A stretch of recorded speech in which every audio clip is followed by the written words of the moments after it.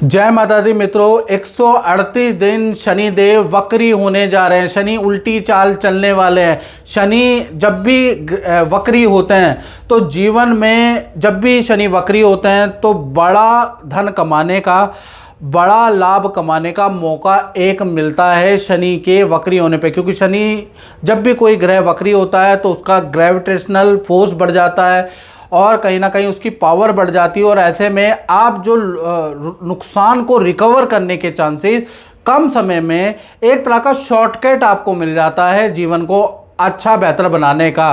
तो शनि देव अब 138 दिन वक्री हो रहे हैं, यानी कहीं ना कहीं इसका प्रभाव मकर राशि पे क्या रहेगा। मकर राशि वाले वैसे भी परेशान है, भाई हमारी 7.5 चली गई है लेकिन अभी तक हमारे जीवन में कोई अप्रैल से चेंज नहीं आ रहा, वैसे के वैसे ही जस के तस हैं। तो मैं मकर राशि वालों को बता दूं, अब जो शनि वक्री हुआ है इससे आपके जीवन में ड्रास्टिक चेंज आने वाले हैं। मेहनत आपको करनी पड़ेगी, घर बैठे नहीं मिलेगा, लेकिन ड्रास्टिक चेंज आपके जीवन में इन 138 दिन यानी 13 जुलाई से और 28 नवंबर 2025 में आने वाले हैं, उसके योग नजर आ रहे हैं।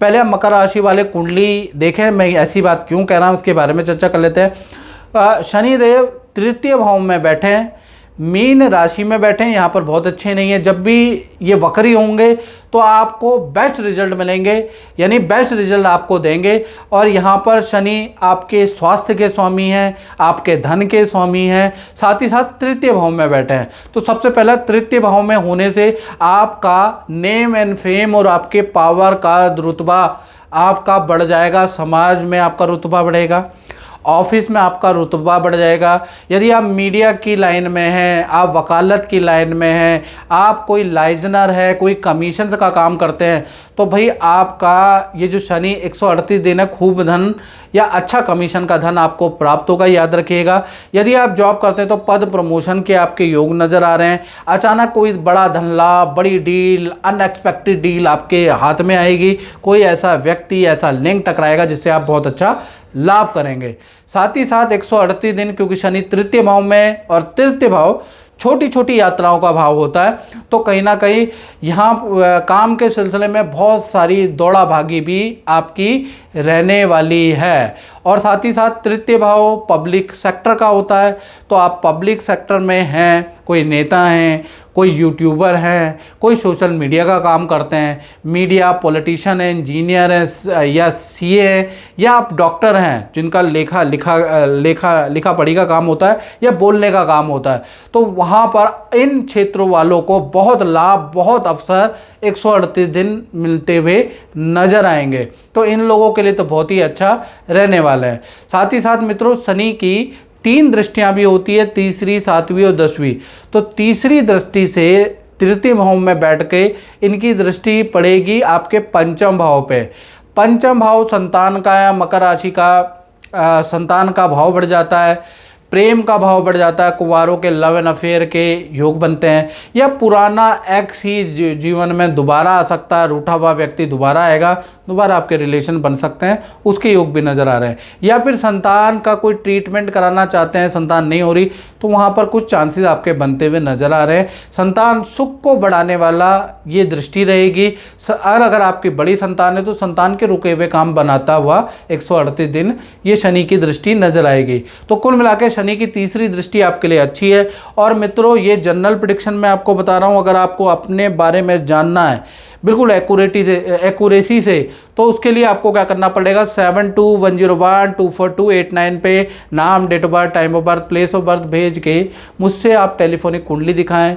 मैं आपको आपकी कुंडली के अनुसार बताऊंगा कि आपके में क्या योग बन रहे हैं, क्या करना चाहिए, नहीं करना चाहिए, और क्या उसके उपाय अगर कष्टकारी है तो शनि वक्री होने जा रहे हैं, उससे पहले दिखा लो, क्योंकि शनि वक्री में ग्रोथ का चांस जरूर मिलता है, बाकी आपकी मर्जी।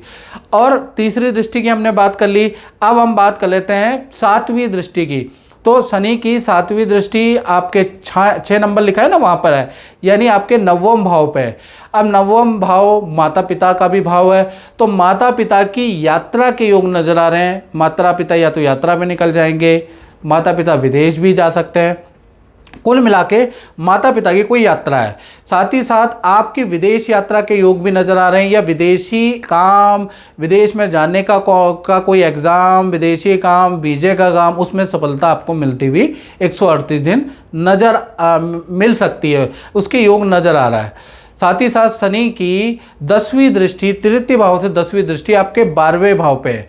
12वां भाव खर्चे का भी होता है, विदेश यात्रा का भी होता है, तो विदेश यात्रा के तो वैसे ही आपके योग बन रहे हैं।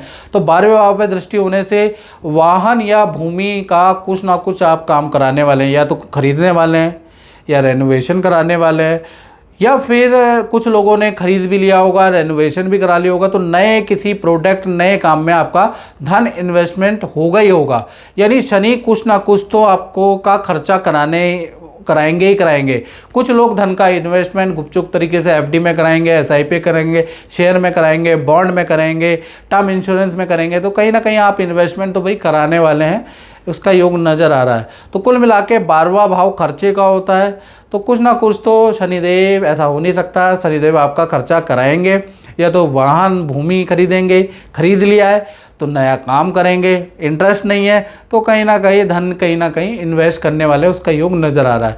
कुल मिला के शनि की वक्री चाल मकर राशि, यानी कि क्योंकि ये शनि की राशि है तो इनके लिए अब लाभदायक है। 138 दिन में आपको कुछ ना कुछ लाभ जरूर होगा। जय माता दी। जय माता दी आंटी जी। और आपका वास्तु ज्योतिष के प्रति कैसा अनुभव रहा है आप मुझे बताइएगा। आप मेरे पिताजी के समय से जुड़े हुए हैं और मुझे भी आपकी सेवा करने का मौका मिला, आप बताइएगा। जय माता दी। जैसा कि बताया इन्होंने, मेरा बहुत पुराना एक्सपीरियंस है इनके साथ। और नोएडा में जब से हम आए हैं, रहते थे फ्लैट में, हमने अपना घर बनाना था, तो मैं वास्तु के लिए पूछने आती थी, तब इन्होंने बताया कि सबसे पहले जो आम का पेड़ आपके प्लॉट में है इसको कटवाया जाए, तब घर का मुहूर्त निकलेगा। सो वो कटवाने के बाद में फिर हमारा घर फटाफट बन गया। सब बढ़िया है, सुख शांति से रहते हैं, लेकिन थोड़ा बहुत तो कुछ ना कुछ चलता ही है। और अच्छे एक्सपीरियंस रहे हैं, लेकिन आगे मैं उम्मीद करती हूँ कि अभी और अच्छा रहे। इनके चरण शरण में हम रहते हैं और सलाह लेने आते हैं हमेशा। जय माता, जय माता, जय माता।